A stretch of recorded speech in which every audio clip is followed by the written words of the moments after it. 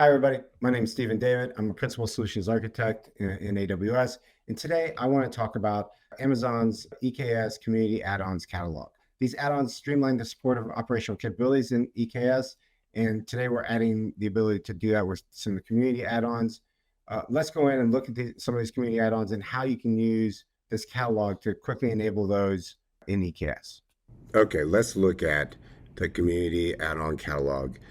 To do this, in the AWS console, and on the AWS console, I've come over here to the Kubernetes console. So you can see that I have several Kubernetes clusters. I'm going to work with this cluster that's in the middle here, this Curious Pop Walrus. Just picking one of my clusters to make that happen. And in here, then I can go and see the details around that cluster. I could go look at the resources compute. We're going to focus on the add-ons today. And when I look at the add-ons, I have a couple of add-ons installed. This cluster, I tend to use pod identity as my authentication mechanism, and we're going to continue with that with one of these add-ons as well. So I can just, for the community add-ons, I can just go to get more add-ons like I normally would. And you'll see the AWS curated add-ons is the initial group of catalog, and then I see the community add-on catalog now, and there's several of these available. I have everything. I've got the cert manager, external DNS, Cube state metrics, and Prometheus node exporter. This catalog will expand over time, but this is what we currently have available. I'm just going to pick the first two. We're going to install these and get them going in my cluster. So I want to have cert manager and external DNS enabled. You'll notice we also have the marketplace add-ons. There's quite a few of those, but we just come down here to the next button. In here, there's a number of configuration options I have available.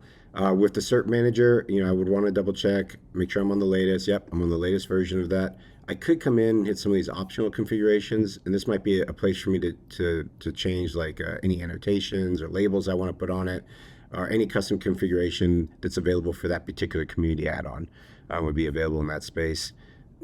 With the external DNS one, I also have, in addition to double checking the version, which, okay, great, I have the latest version here. I'm going to have some authentication requirements for this one because it's external DNS. I need to be able to access the external services or whatever I need to do to get there. I'm going to stick with pod identity because that's the authentication mechanism we've used in this particular cluster. So I'm going to go here, and the role I have here is not the one I want. This is like an admin role. I don't want that. I just wanted to have external access to Route 53 in my case. So I'm going to come here, create the recommended role. That's going to open up a new tab. It already has pre-selected what I need to select. It has the AWS service there. It knows I'm creating one for EKS pod identity because I had that selected previously. And then when I come here to the permissions, it's not intuitive when you first look if the permissions are selected, but they are. It already has the permission set that I need selected. So I could have just hit next, but I just wanted you to see what policies were getting added to this. And then it's pre-selecting a name for me. It's got a decent description in there, so I'm going to stick with that and let that be. All of these settings are correct. I can now just go hit create role, and that role has been created for me. So I can close that tab and come back here, and it auto refreshes with the role that I just recreated. And now I can just have that selected for my external DNS, and I can keep moving. There's additional configuration options here as well that I could change if needed. In our case, we're just sticking with that. But again, you have quite a few options you can modify there if you needed to based on the plugin. Finally, gives us a chance to come here and review the selected add-ons that we're putting into the cluster. Make sure we got all the selections correct. In this case, we did, so we're going to hit create. And that's it. Our cluster is now updating. Initially, you'll see that it's got this creating status.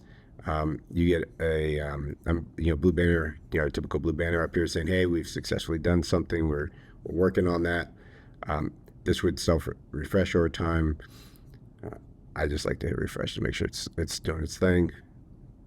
And we give it just a minute, and I'll have external DNS up and running. I'll have cert manager up and running. And my cluster will have these community add-ons added straight from my catalog. I'll let that be, basically managed by AWS as far as you're curating to make sure these are the latest versions are being updated, and we're making sure it's easy for you to add and remove these plugins or these add-ons over time. There you go, and they're all active.